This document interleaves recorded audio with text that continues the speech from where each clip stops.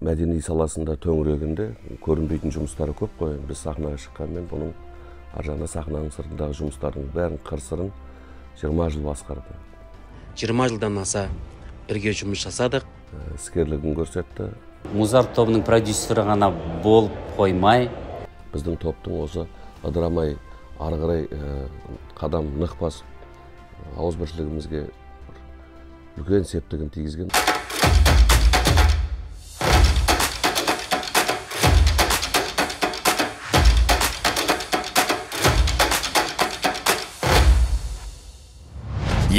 Жылдар қазақ эстрадасын бағындыру ол кезде арман болатын. Бұл уақытта басқа да топтар құрылған еді. Бірақ неге дәл Музарттың жұлдызы жарқырады? Неге? Өйткені Музарттың стратегиялық жоспары жүйелі, әрі нақты болды. Ал мұның бәріне себепкер кім? Музартқа еліктеген жастар көп болды. Бірақ арман мақсаттарына жету жолын таппағандар орта жолда қалды.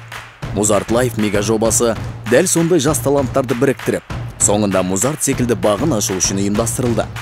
Музарт Лайф тобы құрылды. Осы сәтте заңды сұрақ туындайды. Мұның бәрін ұйымдастырған кім?